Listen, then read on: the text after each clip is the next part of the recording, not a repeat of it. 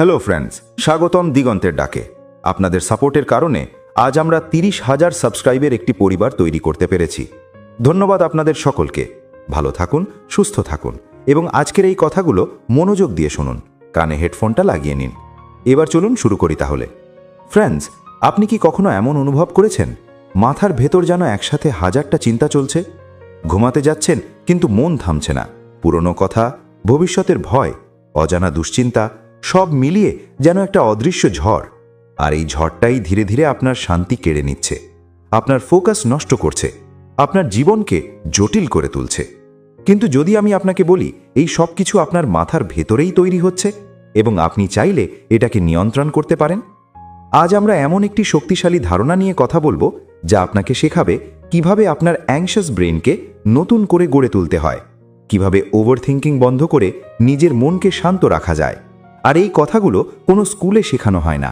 তাই আবারও বলছি, কানে হেডফোন দিয়ে খুব মনোযোগ দিয়ে শুনুন। আমাদের মস্তিষ্ক এমনভাবে তৈরি যাতে এটি সবসময় সমস্যা খুঁজে বের করতে চায়, কারণ হাজার হাজার বছর আগে মানুষের বেঁচে থাকার জন্য এই ক্ষমতাটা দরকার ছিল। বিপদ কোথায়, কিভাবে বাঁচতে হবে, এই চিন্তাগুলোই আমাদের টিকে থাকতে সাহায্য করেছিল। কিন্তু আজকের দিনে সেই একই ব্রেন যেটা আমাদের বাঁচানোর জন্য তৈরি হয়েছিল, সেটাই আমাদের সবচেয়ে বড় সমস্যার কারণ হয়ে দাঁড়িয়েছে। আজ আর আমাদের বাঁচতে বাঘ বা শিকারীর ভয় নেই, কিন্তু আমাদের মস্তিষ্ক এখনও সেই একইভাবে কাজ করে। তাই ছোট একটা সমস্যা, ছোট একটা চিন্তাকেও সে বড় করে তোলে, বারবার ঘুরিয়ে ঘুরিয়ে ভাবতে থাকে। আর এই রেপিটেটিভ থিঙ্কিংই হলো ওভারথিঙ্কিং। ওভারথিঙ্কিং মানে শুধু বেশি ভাবা না, বরং একই চিন্তাকে বারবার ঘোরানো, যেন একটা ব্রোকেন রেকর্ড যা থামতেই চায় না। আপনি হয়তো ভাবছেন, আমি কেন এমন করলাম? যদি এটা না হয়, ভবিষ্যতে কি হবে? আর এই প্রশ্নগুলোর কোনো শেষ নেই। এখানেই আসে সবচেয়ে গুরুত্বপূর্ণ সত্য: আপনার চিন্তা সব সময় সত্যি না। হ্যাঁ, আপনি যা ভাবছেন তার সবকিছু বাস্তব না। আপনার ব্রেন অনেক সময় আপনাকে ভুল গল্প শোনায়, ভয় দেখায়, ওয়ার্স্ট কেস সিনারিও কল্পনা করায়। আর আপনি যদি সেই চিন্তাগুলোকে সত্যি বলে মেনে নেন, তাহলে আপনার মন ধীরে ধীরে আরও অ্যাংশাস হয়ে পড়ে। মেন্টালি স্ট্রং মানুষেরা একটা জিনিস খুব ভালোভাবে বোঝে: তারা তাদের চিন্তার দাস না, বরং তারা চিন্তাকে অবজার্ভ করে। তারা বুঝতে পারে এটা শুধু একটা থট, এটা বাস্তব না। ধরুন, আপনার মাথায় একটা চিন্তা এলো, আমি ব্যর্থ হয়ে যাব। সাধারণত আমরা এই চিন্তাটাকে বিশ্বাস করে ফেলি। কিন্তু যদি আপনি একটু থামেন আর নিজেকে জিজ্ঞেস করেন এর প্রমাণ কি, তখন আপনি বুঝতে পারবেন এটা শুধু একটা ভয়, বাস্তব না। এই ছোট্ট শিফটটাই আপনার পুরো মাইন্ডসেট বদলে দিতে পারে। আর একটা গুরুত্বপূর্ণ বিষয় হলো অ্যাটেনশন কন্ট্রোল। আপনার মন যেদিকে অ্যাটেনশন দেয়, আপনার অভিজ্ঞতাও সেদিকেই যায়। আপনি যদি সবসময় নেগেটিভ জিনিসে ফোকাস করেন, তাহলে আপনার জীবনও নেগেটিভ মনে হবে। কিন্তু আপনি যদি সচেতনভাবে পজিটিভ বা প্রোডাক্টিভ জিনিসে ফোকাস করতে পারেন, তাহলে আপনার মন ধীরে ধীরে শান্ত হতে শুরু করবে। এটা একদিনে হবে না, কারণ আপনার ব্রেন অনেক দিন ধরে একটা প্যাটার্নে অভ্যস্ত।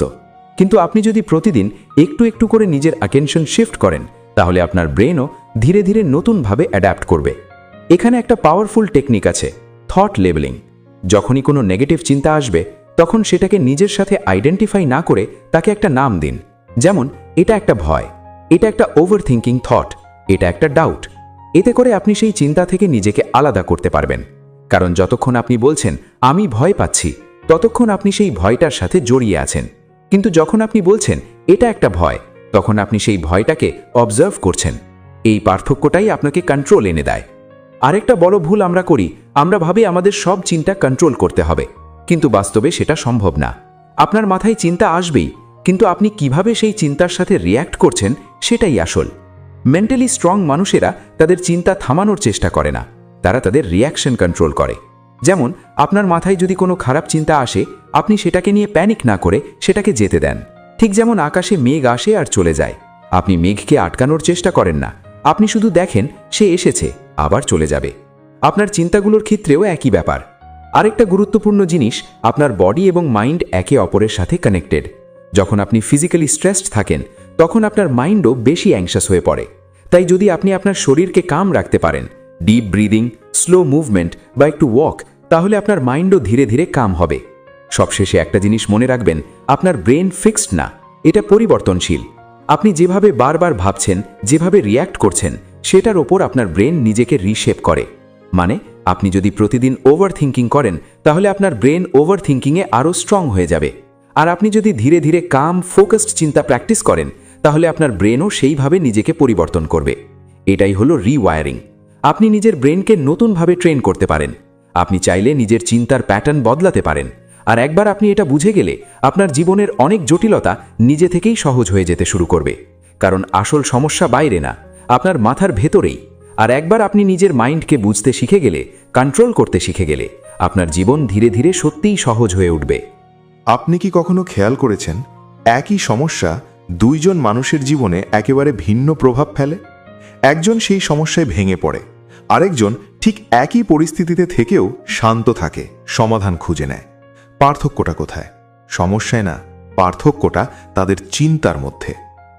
ধরুন, রাহুল নামে একজন ছেলে একটা গুরুত্বপূর্ণ ইন্টারভিউ দিতে গিয়েছিল, কিন্তু সে সিলেক্ট হলো না।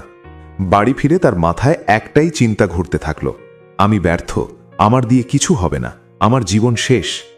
এই চিন্তাগুলো তাকে এমনভাবে ঘিরে ধরল যে সে আর নতুন করে চেষ্টা করার সাহস পেল না।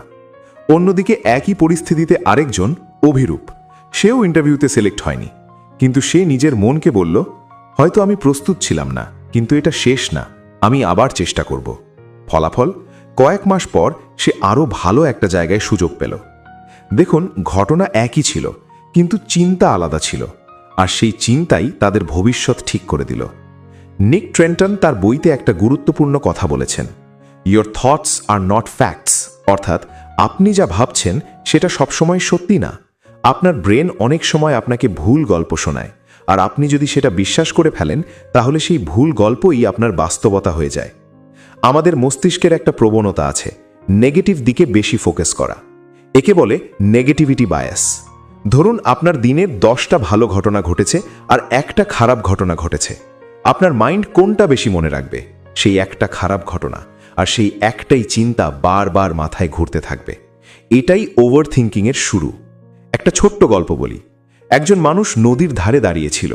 হঠাৎ সে দেখল নদীর পানিতে একটা কাঠ ভাসছে। সে ভাবল, যদি এটা সাপ হয়? এই একটা চিন্তা তার মাথায় এমনভাবে ঢুকে গেল যে সে ভয় পেয়ে দৌড়ে পালিয়ে গেল। পরে গিয়ে দেখে ওটা আসলে একটা সাধারণ কাঠ ছিল। আমাদের জীবনের অনেক ভয় ঠিক এরকম, বাস্তবে কিছু না, কিন্তু আমাদের চিন্তা সেটাকে বড় করে তোলে। এখন প্রশ্ন হলো, এটা থেকে বের হব কিভাবে? প্রথম ধাপ, নিজের চিন্তাকে প্রশ্ন করা। যখনই কোনো নেগেটিভ চিন্তা আসবে, নিজেকে জিজ্ঞেস করুন, এটা কি সত্যি নাকি শুধু আমার ভয়? এই ছোট্ট প্রশ্নটাই আপনার মাইন্ডকে থামিয়ে দিতে পারে। দ্বিতীয় ধাপ, বর্তমানে থাকা। বেশিরভাগ অ্যাংজাইটি আসে ভবিষ্যৎ নিয়ে চিন্তা থেকে, আর বেশিরভাগ দুঃখ আসে অতীত নিয়ে পড়ে থাকার কারণে। কিন্তু বাস্তবতা হলো, আপনি শুধু এই মুহূর্তটাকেই কন্ট্রোল করতে পারেন। যখন আপনি প্রেজেন্টে ফোকাস করেন, তখন আপনার মাইন্ড ন্যাচারালি শান্ত হতে শুরু করে। এখানে একটু শক্তিশালী উক্তি আছে, if you are depressed, you are living in the past. If you are anxious, you are living in the future. If you are at peace, you are living in the present. তৃতীয় ধাপ, action নেওয়া। Over thinking আমাদের আটকে রাখে, কিন্তু action আমাদের মুক্ত করে। আপনি যত বেশি ভাববেন তত বেশি কনফিউজড হবেন, কিন্তু আপনি যখন ছোট একটা পদক্ষেপ নেন, তখন আপনার মাইন্ড ক্ল্যারিটি পেতে শুরু করে। ধরুন, আপনি কোনো কাজ নিয়ে দুশ্চিন্তা করছেন। আপনি শুধু ভাবছেন, কি হবে, পারবো তো, কিন্তু কিছু করছেন না। এতে অ্যাংজাইটি বাড়বে।